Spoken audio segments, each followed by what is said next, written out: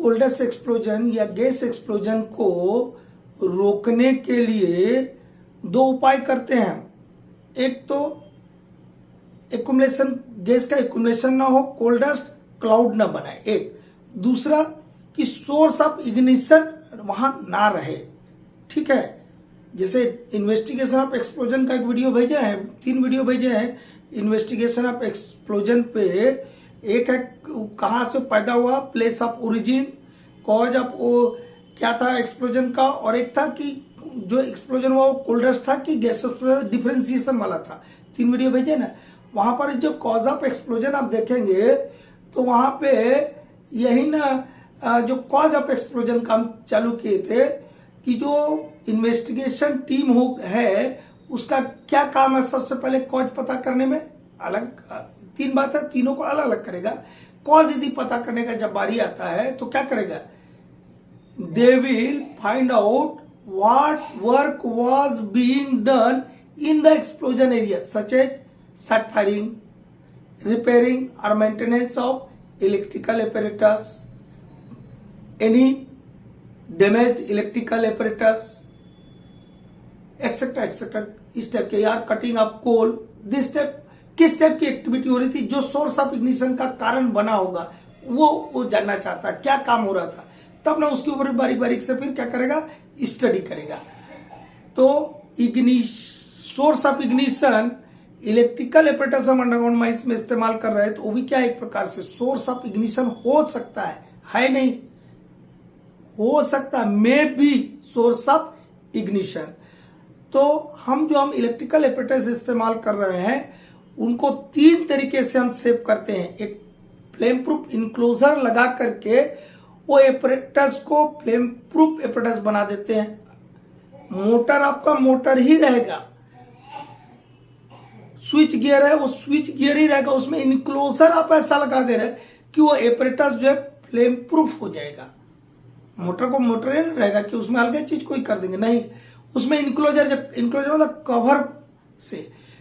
एक होता है इंक्रीज सेफ्टी टाइप ई करके एक नया चीज आया, और एक होता है इंट्रिंसिकली सेफ। ये तीनों को हम देखेंगे आज। हम देखेंगे इंट्रिंसिकली सेफ एपरेटस और इंट्रिंसिकली सेफ सर्किट। हम इसको बताने के पहले आप लोग को एक चीज बताना चाहते हैं। सब लोग अंडरग्राउंड गए हैं ना, अंडरग्राउंड गए हैं, सिग्नलिंग देते हुए देखा है। ट्रामर को तार रहता है, सिग्नल का तार रहता है और एक लोहे का पीस रहता है, उसको ऐसा चिपकाता है, चिंगारी निकलता देखा होगा, स्पार्किंग निकलता है। क्या वो स्पार्किंग से कभी एक्सप्लोजन या इग्निशन होते हुए देखा है? नहीं देखा होगा। ठीक है, ठीक, अब बात पकड़ ली आप लोग।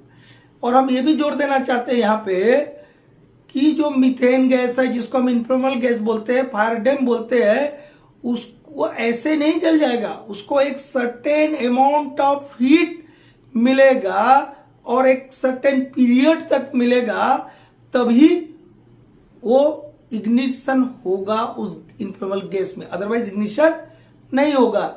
आपका जो उधर सॉलिड ब्लास्टिंग बताए थे, सॉलिड ब्लास्टिंग में जो फर्स्ट एंड लास्ट शॉट का डिले इंटरवल था वो 150 मिली सेकंड रखा। 2 डिफरेंट डिले के जो होल थे उनके बीच, कंजिक्यूटिव 2 होल के बीच का डिले इंटरवल 60 मिली सेकंड रखा। तो क्या ऐसे ही रख दिया? कोई कारण ना रहा होगा भैया, वहां यदि हम नहीं बताएंगे तो यहां बता दे रहे। ये है लेग ऑन इग्निशन बोलते हैं इसको। क्या बोलते हैं? Leg on ignition. इसका बढ़िया डिफरेंस बताएंगे हम, छोटे से हम बात बता दे रहे कि मीथेन को जलने के लिए जितना कांटेक्ट पीरियड चाहिए सोर्स ऑफ इग्निशन का, उसको क्या किया आपने? कम कर दिया। यदि कांटेक्ट पीरियड ही कम कर दीजिएगा, यदि कितना भी टेम्परेचर का एक हम बोले ना एक सर्टेन अमाउंट ऑफ हीट चाहिए, तो सर्टेन अमाउंट ऑफ हीट भी है, लेकिन कांटेक्ट पीरियड को हमने कम कर दिया तो आग नहीं लगेगा। इसीलिए वहां पे उतने पीरियड में ब्लास्टिंग को खत्म करने का नियम है। ठीक है, तो इग्निशन या एक्सप्लोजन कोल्डेस्ट का या इन्फ्लेमेबल गैस का रोकने के लिए इलेक्ट्रिकल एपरेटस से हम 3 टाइप की सेफ्टी इस्तेमाल करते हैं। Intrinsically safe, flame proof apparatus जिसमें फ्लेम प्रूफ इंक्लोजर लगा होता है, इंक्रीज सेफ्टी टाइप ही है। हम तीनों को देखेंगे। इंट्रिंसिकल सेफ में हम बताए ना कि सिग्नलिंग में तो हम ऐसा टच करते हैं तार को, सिग्नल वायर को, पीस ऑफ जो आयरन पीस होता है उसे टच करते, चिंगारी भी निकलता है और घंटी बजता है वहां पर, कहां पर, जहां आपका हॉलेज ड्राइवर बैठता है। लेकिन उस स्पार्किंग से इग्निशन नहीं ना हुआ। आपका एक्सप्लोडर है, उसको भी जब ऑन ऑफ कीजिएगा तो स्पार्किंग पैदा होगा, उससे कभी एक्सप्लोजन सुना क्या अंडरग्राउंड में हुआ करके? नहीं। अब जो टेलीकम्युनिकेशन के सर्किट्स अंडरग्राउंड में रहते हैं ना, क्या उससे कभी एक्सप्लोजन या इग्निशन होते हुए सुना है? नहीं सुना। क्यों नहीं सुना? क्योंकि they are intrinsically safe circuit. वो जो एपरेटस है उनमें इंट्रिंसिकली सेफ सर्किट बनाया हुआ है। तो इंट्रिंसिकली सेफ सर्किट क्या है, हम पहले हिंदी में बोल दे रहे, फिर अंग्रेजी में बोल के बताएंगे, ठीक है? ताकि जो जिनको हिंदी समझ आता है उनको भी ना समझ आना चाहिए। जो अंग्रेजी वाले हैं तो ऐसे ही तेज रहते हैं। यदि कोई हमारा एपरेटस है उसको इस प्रकार से डिजाइन और मेंटेन किया जाता है कि उसके नॉर्मल वर्किंग कंडीशन में यदि स्पार्किंग पैदा होता है, चिंगारी पैदा होता है, तो वो स्पार्किंग आपके इनफ्लेमेबल गैस में इग्निशन करने में इनकेपेबल होता है, असक्षम होता है, ठीक है? इसी को बोलते हैं इंट्रिंसिकली सेफ। एग्जाम्पल क्या क्या है इसके? Signalling bell, exploder, telecommunication circuits, these are the intrinsically safe circuit.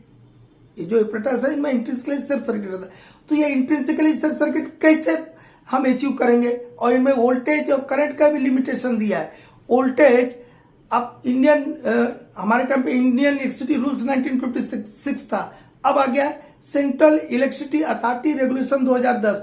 उस बुक को पढ़िएगा, उसमें एक सिग्नलिंग का रेगुलेशन दिया है, वहां पे लिमिट दिया है। कितना दिया है? 30 वोल्ट, ठीक है? अब कहीं पे आप पढ़िएगा, हम ही पढ़ रहे थे एक जगह, तो दिया कि डीसी में इतना रहेगा, 24 वोल्ट रहेगा, एसी में 15 वोल्ट रहेगा, ठीक है?